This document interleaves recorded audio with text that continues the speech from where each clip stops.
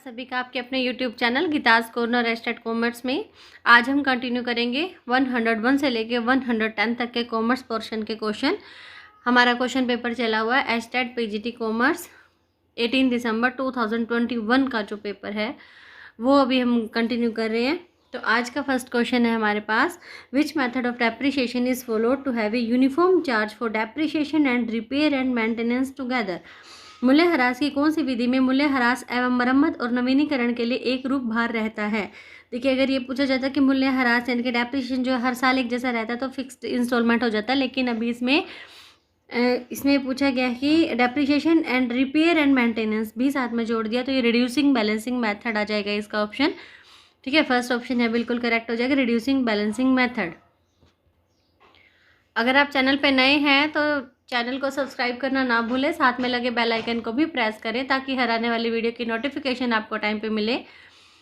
YouTube पे जाके channel search करके आप प्रीवियस ईयर के पेपर्स भी देख सकते हैं। यहाँ Geeta's corner estate commerce search करें, वहाँ पे प्लेलिस्ट में अगर आप जाएंगे तो हर पेपर की प्लेलिस्ट मिलेगी आपको। DSSB की UGC नेट 2019 का पेपर है, एस्टेट के सभी पेपर्स हैं और उसमें जो प्लेलिस्ट बनाई गई है English portion, Hindi portion, first जो child development and pedagogy portion है, उन सभी की अलग अलग प्लेलिस्ट बनाई गई है। वहाँ से आप अपने रिक्वायरमेंट के अकॉर्डिंग कोई भी वीडियोस देख सकते हैं और हर वीडियो का जो लिंक है, हर प्लेलिस्ट का जो लिंक है वो यहाँ नीचे डिस्क्रिप्शन में भी मिलेगा। वीडियो अगर पसंद आए तो प्लीज़ उसे लाइक करें, साथ ही शेयर करना ना भूलें। नेक्स्ट क्वेश्चन है, which of the following is an example of deferred revenue expenditure. निम्न में से कौन सा अस्थगित आयगत व्यय का उदाहरण है। डेफर्ड रेवेन्यू एक्सपेंडिचर होता कौन सा है, एक्सपेंडिचर एक साल होता है लेकिन उसका प्रॉफिट आगे आने वाले कई साल तक मिलता है। तो स्पेसिफिक रिसर्च का जो एक्सपेंसेस है ये भी डेफर्ड रेवेन्यू एक्सपेंडिचर है। स्पेशल एडवर्टीजमेंट का जो एक्सपेंसेस है वो भी डेफर्ड रेवेन्यू एक्सपेंडिचर है। और थर्ड है heavy expenses for transferring business at suitable place. अपने व्यापार को सुविधाजनक स्थान पर ले जाने के लिए जितने भी भारी खर्चे किए जाते हैं वो भी डेफर्ड रेवेन्यू एक्सपेंडिचर है। तो यहाँ पे ऑप्शन 4 जो है वो बिल्कुल करेक्ट हो जाएगा, ये सभी। ठीक है, डेफर्ड रेवेन्यू एक्सपेंडिचर। अब इस क्वेश्चन में तो पूछ लिया कि बताइए कि कौन सा एग्जाम्पल है। आगे अगर इसी क्वेश्चन को डीपली ना पढ़ा जाए, ठीक है, तो आगे दिक्कत हो सकती है, क्योंकि आगे इसी ऑप्शन में से दिया जा सकता है कि बताइए कौन सा डेफर्ड रेवेन्यू एक्सपेंडिचर का एग्जाम्पल नहीं है। ठीक है, यहाँ से कुछ घुमा फिरा के क्वेश्चन दिया जा सकता है। तो स्पेसिफिक रिसर्च के जो एक्सपेंसेस होते हैं, विशिष्ट अनुसंधान व्यय जो होते हैं वो भी डेफर्ड रेवेन्यू एक्सपेंडिचर है। स्पेशल एडवर्टीजमेंट के एक्सपेंसेस, विशेष विज्ञापन व्यय भी डेफर्ड रेवेन्यू एक्सपेंडिचर हैं। और अपने व्यापार को सुविधाजनक स्थान पर ले जाने के लिए किए गए भारी खर्चे भी डेफर्ड रेवेन्यू एक्सपेंडिचर है। नेक्स्ट क्वेश्चन है, ट्रेडमार्क कीजिए। ट्रेडमार्क कृति स्वामित्व क्या है। ट्रेडमार्क क्या है, इनटेंजिबल रियल एसेट है। टेंजिबल रियल एसेट में, टेंजिबल रियल अकाउंट में क्या आ जाएगा, हमारे फर्नीचर, कैश, मशीन, यानी कि जिसको देखा जा सकता हो, छुआ जा सकता हो, वो हमारे टेंजिबल रियल अकाउंट में आ जाएंगे। इनटेंजिबल में जो वैल्यू तो रखते हैं लेकिन इन्हें देखा छुआ नहीं जा सकता, तो वो इंटेंजिबल में आ जाएंगे। थर्ड है रिप्रेजेंटेटिव पर्सनल अकाउंट, इसमें capital account, drawing account, outstanding expenses, prepaid expenses, accrued income, unearned income, ये चारों हमारे रिप्रेजेंटेटिव पर्सनल अकाउंट में आते हैं। ये 6 हमारे अकाउंट। और नॉमिनल अकाउंट में क्या है, सभी एक्सपेंसेस और लॉसेस के अकाउंट, इनकम और गेन के अकाउंट भी हमारे नॉमिनल अकाउंट में आते हैं। तो यहाँ जो क्वेश्चन है ट्रेडमार्क क्या है, ये है हमारा इंटेंजिबल रियल अकाउंट है। नेक्स्ट क्वेश्चन है, बहुत ही ध्यान से पढ़ने वाला क्वेश्चन है, which of the following statement is true. बताइए कौन सा सही है। फर्स्ट है, amount set apart to meet future losses due to non liability, यानी कि अमाउंट सेट अपार्ट मतलब कुछ अलग से रखी गई राशि है, किस लिए, मीट फ्यूचर लॉसेज, भावी हानियों के, नॉन लायबिलिटी यानी कि ज्ञात दायित्व की पूर्ति के लिए, हमें पता है उसके लिए रखिए, amount of which can not be determined properly, लेकिन जिसके अमाउंट को ढंग से निश्चित नहीं किया जा सकता वो हमारे प्रोविजंस कहलाते हैं। और यही हमारा ऑप्शन बिल्कुल ठीक है। लेकिन जब दूसरे ऑप्शन पढ़ेंगे ना तो वो बिल्कुल नियरेस्ट लगते हैं सभी में, लेकिन थोड़े थोड़े फ़र्क के साथ वो सभी गलत हो जाएंगे ऑप्शंस, और ये वाला ऑप्शन सही जाएगा, क्योंकि हम फ्यूचर की जो नॉन लायबिलिटी है, ठीक है, नॉन लायबिलिटी के लिए अपने प्रोविजंस रखे जाते हैं। नॉन लायबिलिटी के लिए प्रोविजन रखा, लेकिन उसमें जो अमाउंट होती है ना वो निश्चित नहीं होती कि कितनी अमाउंट का हमें आगे नुकसान हो सकता है। हमें पता है कि ये नुकसान यानी कि ये वाली लायबिलिटी उत्पन्न हो सकती है, लेकिन हमें नहीं पता कि कितनी अमाउंट की हो सकती है। तो ये प्रोविजंस कहलाते हैं। जैसे प्रोविजन फॉर डाउटफुल डेब्ट्स, आगे हमारे बैड एंड डाउटफुल डेब्ट्स के, provision for discount on debtor, provision for discount on creditor, ये सारे हमारे प्रोविजंस आ जाएंगे। सेकेंड ऑप्शन देखिए क्यों गलत हुआ, amount set apart to meet future losses due to non liability is called reserve.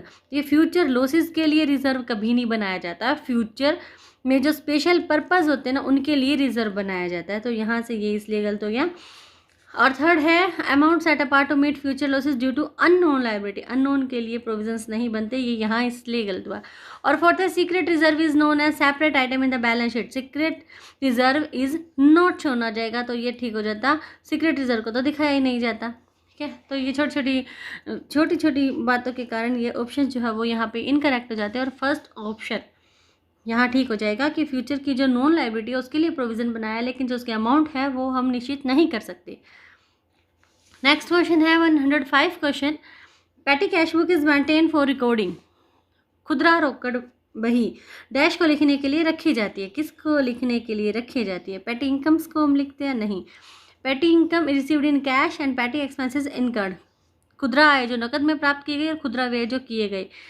नहीं, पेटी इनकम्स एंड पेटी एक्सपेंसेस खुदरा आय खुदरा व्यय के लिए पेटी बुक रखी जाती है, पेटी कैश बुक रखी जाती है, पेटी एक्सपेंसेस पेड इन कैश खुदरा व्यय के लिए जो नकद में दिए जाते हैं।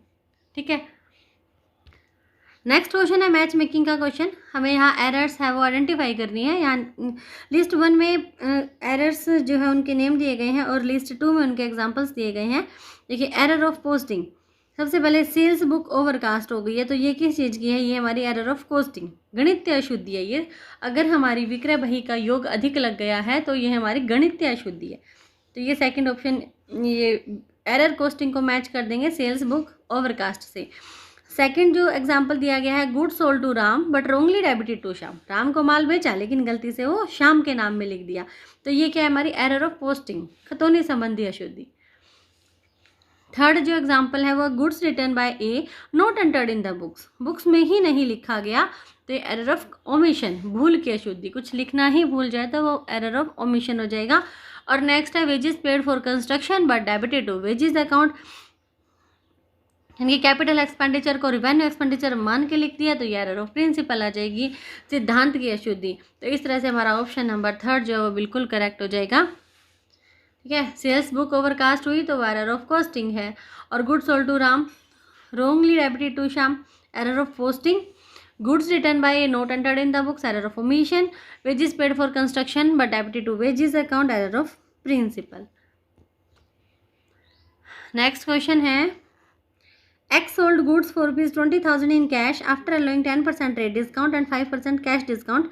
Give the amount which will be debited to cash and discount account in the books of seller. 20,000 नकद में 10% व्यापारिक बट्टा और 5% रोकड़ बट्टा काटने के बाद एक्स ने माल बेचा है, तो विक्रेता की पुस्तकों में रोकड़ और बट्टा खाते के नाम में लिखी जाने वाली राशि बताइए। तो बी ऑप्शन यहाँ पे आ जाएगा। एक बार सोल्व करते हैं इसको।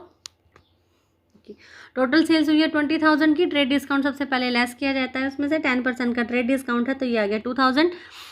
ठीक है, अब सेल यहाँ पे बच गई है हमारे पास 18,000 की, और उसमें से कैश डिस्काउंट दिया गया 5% का, 900 रुपये का डिस्काउंट आया, तो यहाँ पर सेल जो है वो है 17,100 रुपये की। अब पूछा गया कि कैश और डिस्काउंट में क्या अमाउंट आएगी, तो टोटल सेल में आ जाएंगे 18,000, कैश में आ जाएंगे 17,100 और डिस्काउंट में आ जाएंगे 900। नेक्स्ट क्वेश्चन है partnership firm is compulsorily dissolved, साझेदारी फर्म अनिवार्यतः घटित कब हो जाती है, यानी कि जब कंपल्सरी उसका डिसोल्यूशन हो जाता है, कब वो कंडीशन होती है। फर्स्ट है if the business of the firm has become illegal, यदि फर्म का व्यापार ही अवैध घोषित हो जाता है। If the number of partners in A firm has become more than 50, firm के साझेदारों की संख्या 50 से अधिक हो जाती है।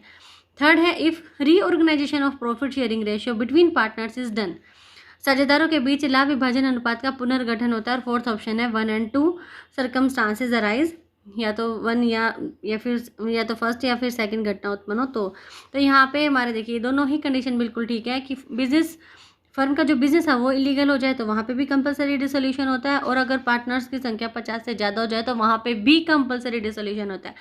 लेकिन साझेदारों के बीच में जो प्रॉफिट शेयरिंग रेशियो है, अगर वो रीऑर्गेनाइजेशन होता है उसका, अगर वो पुनर्गठित होता है तो यहाँ पे फर्म का विघटन नहीं होता।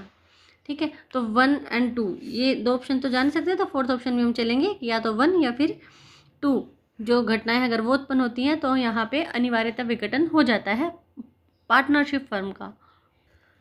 नेक्स्ट क्वेश्चन फिर से मैच मेकिंग का, लिस्ट 1 को लिस्ट 2 के साथ मैच मेकिंग करना है।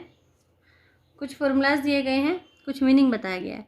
जैसे गुडविल है, गुडविल के लिए क्या फॉर्मूला यूज़ किया जाएगा? गुडविल के लिए purchase consideration minus net asset.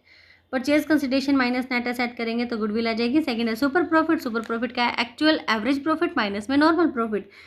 तो सुपर प्रॉफिट को फोर्थ ऑप्शन के साथ हम कनेक्ट करेंगे गुडविल के साथ। फर्स्ट अपने इस ऑप्शन को सी में है नॉर्मल प्रॉफिट। नॉर्मल प्रॉफिट के लिए क्या होता है? Capital employed multiply by normal rate of return. और इंस्टीट्यूशनल गुडविल क्या होती है? कैट नेचर की गुडविल है, ठीक है। तो कैट नेचर की गुडविल को इंस्टीट्यूशनल गुडविल के साथ हम मैच करेंगे। तो इस तरह से हमारा थर्ड ऑप्शन यहाँ पे भी बिल्कुल करेक्ट हो जाएगा। गुडविल के लिए purchase consideration minus net asset. उनकी ख्याति के लिए क्या फॉर्मूला लगेगा? क्रय प्रतिफल माइनस में शुद्ध संपत्तियाँ। सुपर प्रॉफिट अधिलाभ के लिए वास्तविक औसत लाभ माइनस सामान्य लाभ। सामान्य लाभ के लिए विनियोजित पूंजी मल्टीप्लाई बाय सामान्य प्रत्याय दर। और डी जो है संस्थागत ख्याति, बिल्ली के स्वभाव वाली ख्याति। आज का last question, last but not least, A company can issue, एक कंपनी क्या जारी कर सकती है? 0 कूपन रेट डिवेंचर्स, शून्य दर कूपन ऋण पत्र, पार्शली कन्वर्टेबल डिवेंचर, आंशिक परिवर्तनीय ऋण पत्र, सिक्योर डिवेंचर, सुरक्षित ऋण पत्र। All types of debenture are shown in first, second, third. 1, 2 और 3 में दिखाए गए सभी प्रकार के ऋण पत्र। तो ऑप्शन 4 यहाँ पे करेक्ट हो जाएगा। देखा जाए तो 2020 ये जो 21 का जो पेपर है, प्रीवियस ईयर के जितने भी स्टार्ट हुए हैं उन सभी से थोड़ा सा इजी पड़ता है। तो इससे बिल्कुल भी एस्टिमेशन ना लगाया जाए कि जो स्क्रीनिंग हो या स्टार्ट होगा बिल्कुल ईजी आएगा। कुछ नहीं पता, किसी भी तरह का कॉम्पिटिटिव एग्जाम आ सकता है। और जो क्वेश्चंस होते हैं वो कहीं से भी हमें अगर पढ़ने को मिले तो हमें हर जगह से पढ़ने चाहिए। यूँ नहीं कि अगर स्टार्ट की तैयारी करें तो स्टार्ट के ही करेंगे और चीज़ों के नहीं देखेंगे, नहीं पढ़ेंगे, ठीक है। प्रीवियस ईयर के जो पेपर्स होते हैं वो हर कॉम्पिटिटिव एग्जाम के लिए इंपॉर्टेंट होते हैं। मिलते हैं अगले 10 क्वेश्चंस के साथ अगली वीडियो में। Till then bye bye.